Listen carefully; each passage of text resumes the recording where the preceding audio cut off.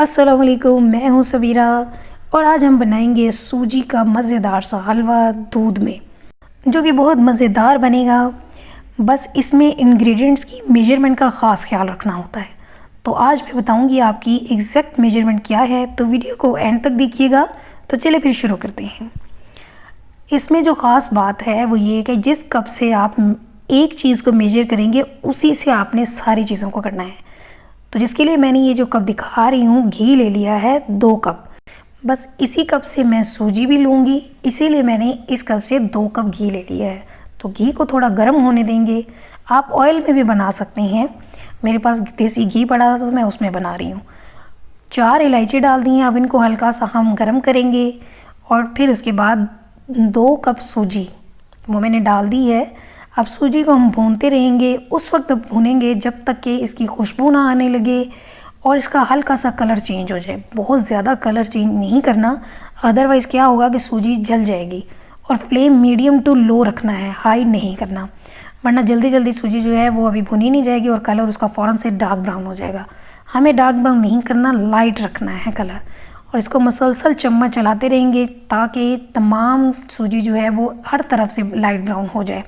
इसका चम्मच नहीं छोड़ना होता, इसीलिए मैं मुसलसल हिला रही हूँ। और ये देखिए 3 से 4 मिनट लगते हैं, सूजी बहुत जल्दी भुनी जाती है। और इसका कलर देखें ये चेंज होना शुरू हो गया है और खुशबू बहुत अच्छी आ रही है। सूजी को जब हम भूनते हैं तो खुशबू बहुत ज़बरदस्त आने लग जाती है। तो ये सूजी मैं मसलसल इसीलिए भूनती जा रही हूँ। ज़्यादा मैंने वीडियो को कट नहीं किया ताकि आप गौर से देख लें कि कितनी देर लगती है। इसको ज़्यादा टाइम नहीं लग रहा और साथ साथ चम्मच ज़रूर चलाना है, बस इस बात का ख़ास ख्याल रखना है। हाँ जी, ये देखिए ये काफ़ी कलर जो है ये चेंज हो गया है क्योंकि खुशबू बहुत अच्छी आ रही है। तो बस मज़ीद मैं 1 से 2 मिनट और भून लूँगी। तो ये हो गया है। तो अब मैं डालूँगी दूध।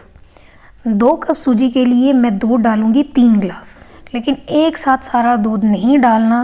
ये देखिए मैंने थोड़ा सा डाला है और चम्मच ज़रूर चलाना है साथ। और मैं थोड़ा थोड़ा करके डालती रहूँगी। अगर एक ही वक्त में सारा दूध डाल देंगे तो सूजी फ़ौरन गर्म होकर उबलने लगती है और हाथों पे छींटे गिर सकती हैं।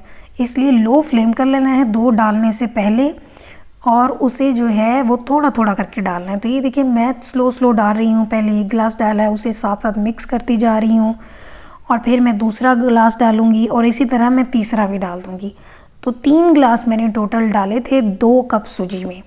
और साथ साथ चम्मच ज़रूर चलाते रहना है जैसे जैसे दूध डालते जाएंगे। इससे क्या होगा कि गुठलियाँ नहीं बनेंगी।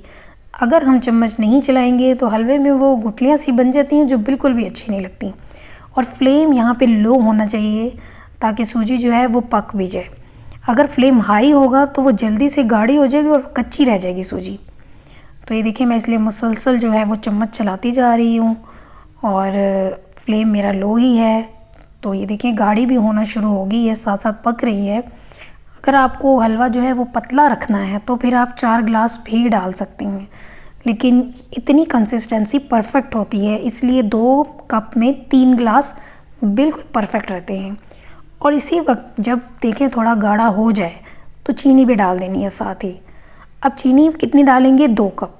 2 कप सूजी, 2 कप घी या ऑयल और 2 कप ही चीनी। ये मेजरमेंट आपने ख़ास तौर पे याद रखनी है। जितनी सूजी होती है उतना ही घी होगा, उतनी ही चीनी होगी। अब इन सब को हम अच्छी तरह मिक्स कर लेते हैं, लेकिन दूध की क्वांटिटी थोड़ी ज़्यादा होगी। मैं दूध में बना रही हूँ, अगर आप पानी में बनाएं तो सेम रेशो जो है वो पानी के लिए भी होगी। ठीक है, तो इसको साथ साथ मिक्स कर लेते हैं अच्छी तरह। यदि मैं साथ साथ सारा मिक्स करती जा रही हूँ, आपने देखा है मैंने कहीं भी हाथ नहीं रोका ताकि गुठलियाँ बिल्कुल ना बने। और फ्लेम मेरा लो ही है। तो काफ़ी हद तक हलवा जो है वो पक चुका है। तो इस वक्त हम डाल देंगे ड्राई फ्रूट्स, जिसमें मैंने थोड़ा सा खोपरा ले लिया था, बादाम लिए हैं उन्हें क्रश करके डाल रही हूँ और साथ मैंने पिस्ते लिए थे वो भी क्रश करके डाल रही हूँ और किशमिश। मैंने ये चीज़ें डाली हैं, आप अपनी मर्ज़ी के मुताबिक डाल सकते हैं, काजू भी डाल दें, आपको जो जो अच्छा लगता है ड्राई फ्रूट्स आप वो सारा डाल दें इस स्टेज पे। क्योंकि हलवा जो है वो ऑलमोस्ट रेडी हो चुका है, तो ड्राई फ्रूट्स इस वक्त डालेंगे तो वो भी थोड़े थोड़े पक जाएंगे, सॉफ्ट हो जाएंगे। और इसके साथ ही अगर आप मेरे चैनल पे नए हैं तो मेरे चैनल को सब्सक्राइब कर दें। अगर आपको मेरी वीडियोस अच्छी लगती हैं तो और रेसिपीज़ को भी लाइक और शेयर कर दिया करें। तो अब इसको कवर कर लेते हैं हम 5 मिनट के लिए लो फ्लेम पे, ताकि घी हलवे से अलग हो जाए। तो ये 5 मिनट हो गए, अब हम देख लेते हैं।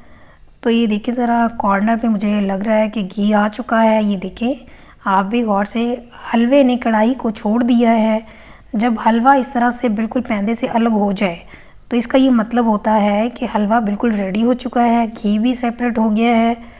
तो इस वक्त हलवा की, और ये थिकनेस भी देख लें हलवे की, तो मुझे इसी कंडीशन में चाहिए था। अगर आपको इससे ज़्यादा थिक करना है तो 1 से 2 मिनट मज़ीद कुक कर लेंगे और हो जाएगा थिक, लेकिन मुझे इससे ज़्यादा नहीं करना, क्योंकि हलवा जब ठंडा होता है तो उस वक्त भी थोड़ा थिक हो जाता है। तो ये मैंने डिश आउट कर लिया है और इसके साथ मैं इसे गार्निश कर रही हूँ। क्रश किए हुए बादाम हैं, पिस्ते हैं, इनसे मैं गार्निश कर रही हूँ। तो चले जी, फिर आप मेरे चैनल को सब्सक्राइब कर दें अगर आप नए हैं तो। हम फिर मिलेंगे एक नई रेसिपी में। अल्लाह हाफिज़।